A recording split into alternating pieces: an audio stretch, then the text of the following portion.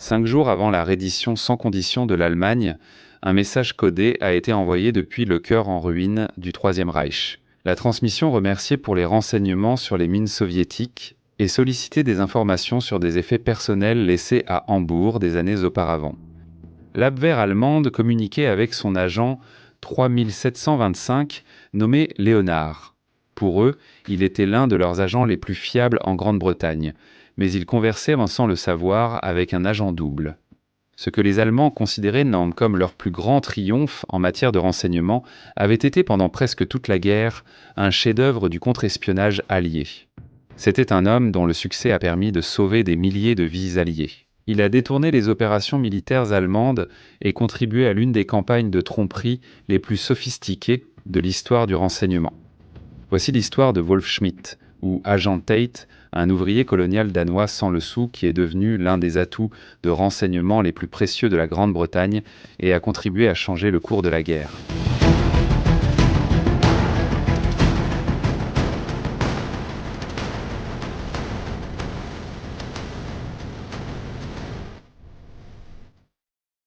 Nous vivons dans un monde où la surveillance en ligne par les grandes entreprises et les gouvernements ne cesse d'augmenter. Des techniques de surveillance qui, autrefois, n'étaient utilisées que contre des agents ennemis sont désormais déployées contre des gens ordinaires, comme vous et moi, chaque jour. C'est pourquoi j'utilise le sponsor d'aujourd'hui. Accès à Internet privé en un seul clic. Private Internet Access crée un tunnel chiffré pour mon trafic Internet, masque mon adresse IP et achemine ma connexion par l'un de leurs serveurs. Dans 91 pays, rendant ma vie en ligne totalement privée. Que je sois dans des archives déclassifiées ou dans un café, ni les fournisseurs d'accès Internet ni les hackers ne peuvent voir mes activités ou voler mes informations. En plus, Private Internet Access a une politique stricte de non-conservation des logs. Ils ne collectent aucune information sur vous et ils ne peuvent donc littéralement pas transmettre de données qu'ils ne collectent pas. Avec un seul abonnement, je peux protéger un nombre illimité d'appareils, de mon PC à mon ordinateur portable et mon téléphone portable. En bonus, Private Internet Access permet aussi d'accéder à tous les catalogues de vos services de streaming. Pour accéder à du contenu géo-restreint, comme le documentaire Black Files Declassified disponible uniquement aux États-Unis, utilisez Private Internet Access. Il suffit de choisir un serveur basé aux États-Unis, de prendre du popcorn et de profiter du spectacle. Profitez de 83% de réduction sur Private Internet Access via mon lien ci-dessous. Cela revient à seulement 2,03 $ par mois avec 4 mois supplémentaires entièrement gratuits. Une garantie de remboursement de 30 jours rend l'offre sans risque. Protégez votre vie privée en ligne en cliquant sur le lien dans la description pour profiter de l'offre. Merci à Private Internet Access d'avoir sponsorisé cette vidéo. Wolf Dietrich Christian Schmidt est né le 7 décembre 1911 dans une petite ville sur la côte est du sud du Jutland, dans le nord du Schleswig au Danemark. Après la mort de sa mère, alors qu'il n'avait que 8 ans, il a été élevé par son père allemand strict. Wolf, à la différence de ses 2 grands frères et sœurs aux cheveux clairs, était petit et avait des traits foncés. Ce qui, dans la ville danoise, qui deviendrait plus tard un bastion nazi, était une source de désapprobation paternelle. Son père voulait qu'il devienne agriculteur et l'a envoyé dans une école d'agriculture qui s'est révélée être surtout un travail pénible. Après une confrontation avec son père, il fut décidé qu'il serait envoyé dans une école équestre en Allemagne où il passa 6 mois à maîtriser l'équitation et la conduite de calèche. En 1931, Wolf fut enrôlé dans l'armée danoise et il avait l'ambition de devenir un jour officier. Son rêve fut brisé lorsque son père lui interdit de poursuivre une carrière militaire.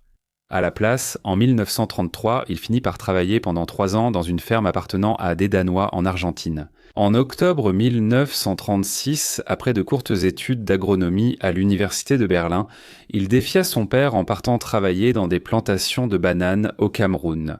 En Afrique, il était exigé pour son emploi d'être membre du parti nazi danois, et il s'inscrivit volontiers. Le déclenchement de la Seconde Guerre mondiale en septembre 1939 mit fin à sa vie au Cameroun. Le 13 mars 1940, Wolf Schmidt quitta l'Afrique à destination de l'Allemagne. Wolf Schmidt arriva à Hambourg sans le sou et frustré. Les 800 Reichsmark dus pour son travail dans les plantations furent saisis par le gouvernement nazi. Danois et en raison de la guerre, il devait s'enregistrer à l'immigration. Ce fut un moment décisif, car c'est là qu'il fut présenté au docteur Scholz. Il s'agissait en réalité du lieutenant Ackrierde de l'Abwehr, lors de la rencontre de Schmidt et du docteur Scholz à l'hôtel Phoenix. Le docteur Schultz s'intéressa peu au voyage exotique de Wolf, préférant se focaliser sur ses observations portuaires et son utilité pour recueillir des renseignements. Il fut convenu que Wolf Schmidt travaillerait officiellement pour une entreprise à Copenhague. Cela lui permettrait de voyager à travers toute l'Europe. Ces 2 premières missions, qui consistaient à rendre compte des conditions alimentaires, économiques et morales en Angleterre et au Danemark respectivement, furent brusquement annulées après l'invasion du Danemark par l'Allemagne le 9 avril 1940. Le docteur Schultz proposa alors une mission plus importante, exigeant que les nouvelles recrues infiltrent la Grande-Bretagne.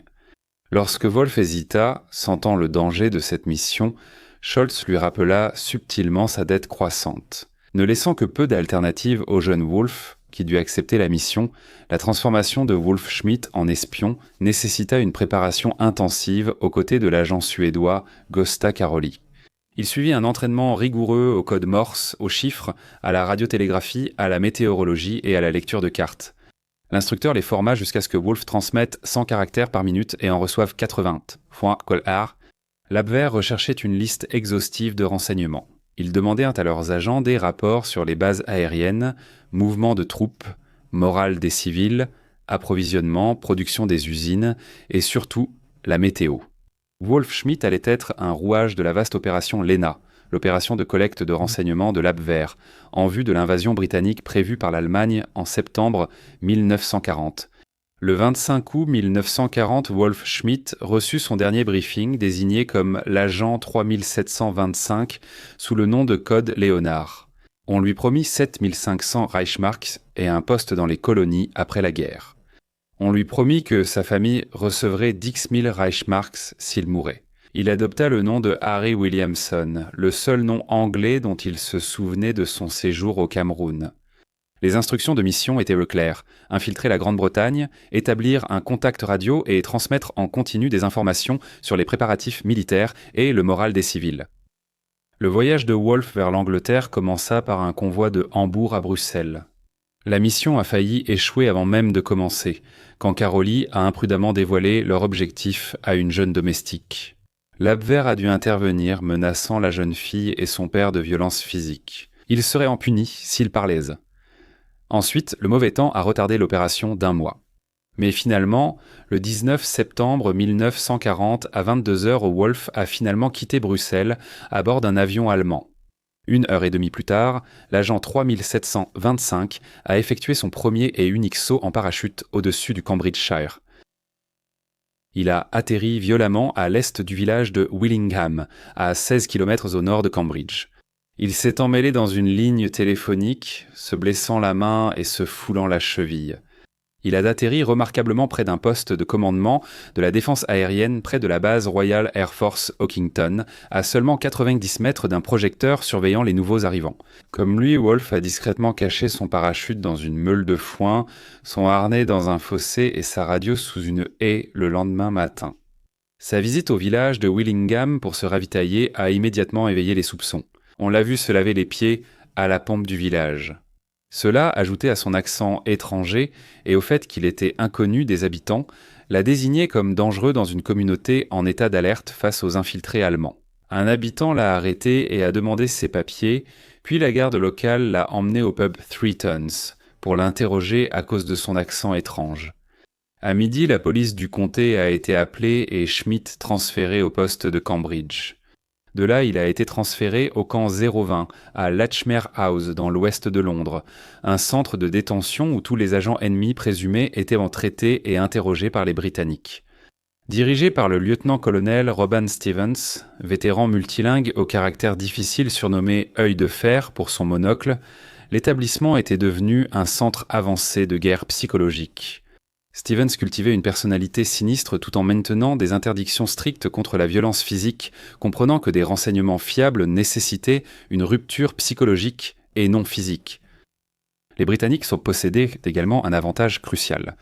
Gösta Karoli fut capturé peu après son arrivée en Grande-Bretagne le 6 septembre et accepta vite de devenir agent double pour les Britanniques.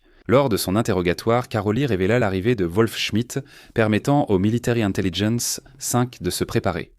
L'interrogatoire initial de Wolf débuta avec lui. Récitant sa couverture en détail, il déclara avoir fui le Danemark à bord d'un bateau de pêche après une confrontation avec un soldat allemand. Après avoir terminé son récit, Schmidt se vit présenter une transcription des aveux de Caroli. Réalisant qu'il était impossible de tromper qui que ce soit, Wolf maudit ce port de Caroli et accepta de coopérer pleinement avec les Britanniques. Sa décision ne naquit ni de l'idéalisme ni de l'héroïsme, mais simplement de l'instinct de survie et d'autopréservation. Après avoir accepté de changer de camp et sous la direction avisée du major Tar Robertson, il a fait un rapport détaillé sur sa formation d'agent allemand, incluant la remise de ses codes secrets. Quelques jours plus tard, le 22 septembre, il a été accompagné par un groupe d'hommes pour récupérer son matériel caché, y compris son émetteur radio et sa roue de chiffrement. Malgré sa situation, Wolf Schmidt serait resté de bonne humeur pour cela. Il a été surnommé Agent Tate d'après le comédien et artiste de music hall Harry Tate. Le nouvel agent recruté, Agent Tate, représentait l'agent double presque parfait. Arrêté peu après son arrivée au Royaume-Uni, il n'avait pas encore pu contacter ses homologues allemands. Cela a permis au système britannique de double jeu de préparer sa nouvelle mission d'agent double. Bien qu'il ait été principalement motivé par sa survie pour changer de camp, les Britanniques estimaient que même s'ils ne pouvaient pas lui faire entièrement confiance, ils pouvaient au moins contrôler totalement ses communications avec l'Abwehr. Le système britannique de double jeu est né lorsque le Military Intelligence 5 a compris que les agents allemands capturés valaient plus comme source contrôlée que comme prisonniers exécutés. Le comité 2020 ou Double Cross Committee, formé le 2 janvier 1941 et présidé par l'historien d'Oxford John Cecil Masterman, contrôlait et coordonnait environ 120 de ces agents doubles. L'objectif du système était simple: contrôler entièrement les opérations de renseignement allemandes en Grande-Bretagne pour soutenir les actions ultra de Bletchley Park. En comprenant les intentions allemandes pour la guerre, ils espéraient tromper l'ennemi avec de la désinformation, déjouer les attaques et obtenir un avantage stratégique.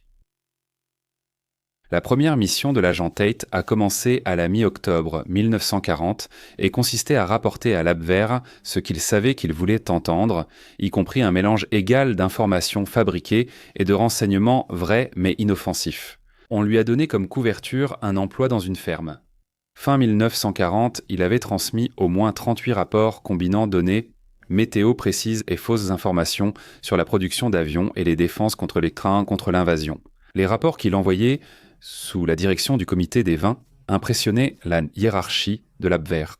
Il a joué un rôle déterminant en persuadant les Allemands de planifier une attaque contre l'usine d'avions de Havilland à Hatfield, ce qui s'est transformé en une opération de tromperie à part entière. Impliquant ce vaurien d'agent double, Eddie Chapman, après seulement 6 semaines sur le terrain. L'agent 3725 a été recommandé pour la Croix de Fer de 2e classe pour ses services rendus à la patrie. Contrairement à d'autres agents doubles alliés comme Garbo et Brutus, qui géraient tant de vastes réseaux fictifs de sous-agents, l'agent Tate était principalement destiné à être un solitaire. Cela limitait la portée des fausses informations qu'il pouvait renvoyer en Allemagne. Et il arriva donc un moment où il fut jugé nécessaire de présenter Mary aux Allemands. Elle était supposée être la fille d'un fermier travaillant au chiffrement de l'amirauté. Tate a affirmé que c'est grâce à elle qu'il avait pu obtenir des renseignements navals à transmettre aux Allemands. L'opération de l'agent Tate était financée par le renseignement britannique, mais Wolf Schmidt devait faire croire qu'il avait besoin de fonds allemands. Il a d'abord reçu des fonds illégaux de Caroli. Après avoir tenté d'échapper à ses contrôleurs britanniques et quitter le double jeu, l'agent Tate a dû leur avouer sa situation financière désespérée. Cela s'est parfaitement intégré à l'opération Midas, un stratagème mis au point par l'agent Playboy yougoslave Tricycle, également connu sous le nom de Duško Popov en 1941. Popov, qui a inventé un homme d'affaires juif souhaitant transférer sa fortune d'Angleterre aux États-Unis, a réussi à convaincre l'Abwehr de déposer des dollars dans des banques américaines, en échange de livres en Angleterre. De cette manière, jusqu'à 85 000 livres ont afflué dans les caisses britanniques. Ironique que l'Allemagne finance les opérations des services de renseignement britanniques. L'agent Tate a reçu sa part équitable des fonds, ce qui lui a permis de poursuivre son travail contre ses anciens maîtres. Mais tout n'a pas été facile pour l'agent Tate avant l'opération Midas. Et lorsqu'il manquait d'argent, l'Abwehr avait envoyé l'un de ses agents, Karl Richter, pour lui fournir des fonds et de nouveaux cristaux pour sa radio. Il avait été envoyé non seulement pour distribuer de l'argent et du matériel, mais aussi pour vérifier que leur agent jouait franc jeu. Dans un 1941, Wolf Schmidt avait inclus une référence à l'hôtel Phoenix, ce qui avait alerté les Allemands car c'était l'un de leurs lieux de rendez-vous secrets. Ils voulaient sans vérifier si leur agent avait simplement été négligent ou s'il avait laissé échapper quelque chose de plus néfaste. L'agent Tate n'avait rien à craindre. Richter s'est montré un agent sans espoir.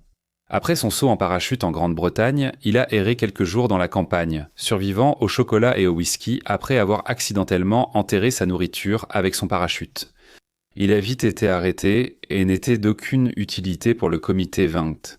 Il a subi un sort funeste au pied de la Potence. La nouvelle de la capture et de l'exécution de Richter a été transmise aux Allemands, et ils n'ont envoyé personne d'autre pour vérifier l'état de leur agent. Cela ne signifiait pas pour autant qu'agent Tate menait une existence insouciante.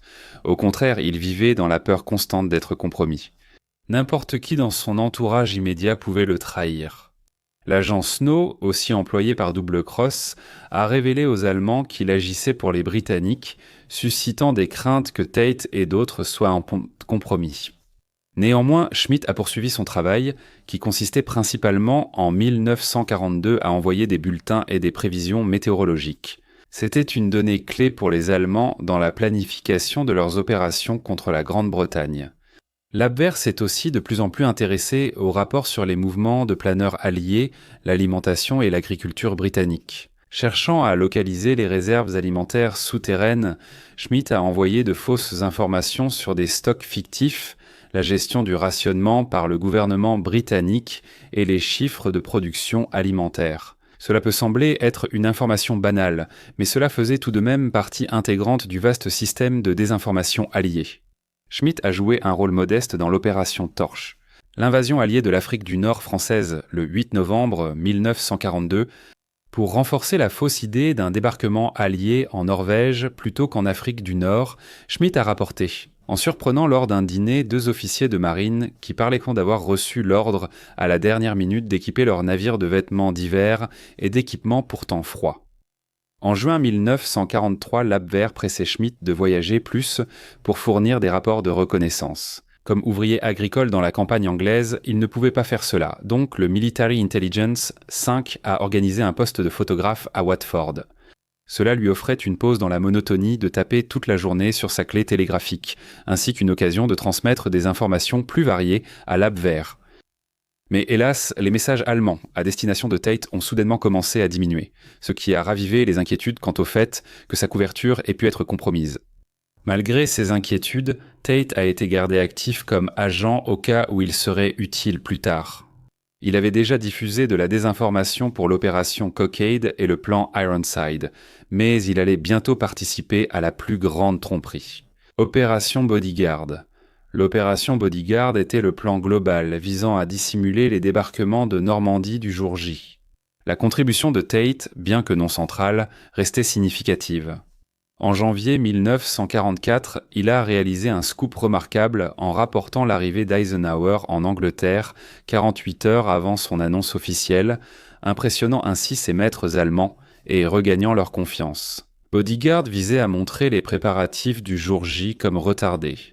Tate a contribué en diffusant de la désinformation sur les retards de production des bateaux d'invasion et sur le prétendu besoin de réentraîner les troupes. Cependant, il est devenu plus difficile de soutenir ces récits lors des répétitions à grande échelle en Grande-Bretagne. Quand les Allemands lui ont demandé des rapports sur les bombardiers près de Cambridge, Tate a résisté, expliquant qu'il était trop risqué de rôder autour des aérodromes militaires. Photographe basé à 2 heures, à Watford, sa justification a été acceptée, lui permettant d'éviter de donner des informations aux Allemands sur la puissance aérienne alliée. Avant le jour J, l'agent Tate a servi de figurant dans l'opération Fortitude Sud, une campagne de désinformation destinée à faire croire aux Allemands que le débarquement en Normandie n'était qu'une diversion avant l'invasion principale au pas de Calais. Le rôle de Tate, plus modeste que celui de Garbeau ou Brutus, a toutefois fourni des détails essentiels corroborant l'ensemble. Il a rapporté des exercices aériens fictifs sur le pas de Calais et transmis des infos d'un employé de gare imaginaire à Ashford Junction, concernant les déplacements du First United States Army Group vers les ports d'embarquement. Le First United States Army Group, ou premier groupe d'armées américain, était l'armée fictive dirigée par le général américain George S. Patton, qui, en réalité, n'était rien d'autre qu'une armée fantôme composée de chars gonflables et de faux avions en bois. Pour Fortitude Nord, visant la Norvège, Tate a rendu compte des consultations de l'ambassadeur britannique Victor Mallet à Londres. Croyant que la Suède risquait d'entrer en guerre, Hitler, conscient de l'importance stratégique de la Norvège, y gardait 17 divisions. Davantage renforcées par ses tromperies, même après le jour J, l'agent Tate avait encore un rôle important à jouer. Son attention s'est déplacée de la désinformation sur l'invasion vers le renseignement naval et les contre-mesures contre les nouvelles armes faites de l'Allemagne. Il a participé à la diffusion de fausses informations concernant les campagnes de V1 Doodlebug et de fusées V2. Un aspect notable était la tromperie délibérée sur les points d'impact des V1. Là, lui, avec d'autres comme l'agent Zigzag, a exagéré les impacts dans le nord et l'ouest de Londres, poussant ainsi les Allemands à réduire la portée des fusées et à frapper des zones méridionales moins peuplées.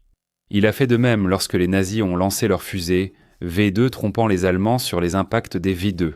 Le résultat fut que, grâce à des agents comme Tate et Zigzag, des milliers de vies civiles furent épargnées durant les derniers mois de la guerre en Europe. Peut-être que la tromperie la plus significative de Tate dans les dernières phases de la guerre fut celle des champs de mines fictifs qu'il a signalés.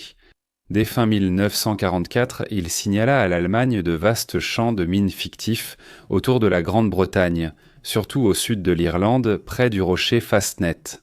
Grâce à sa source fiable dans la marine britannique, Marie obtenait des renseignements, toujours un subtil mélange de vérité et d'invention.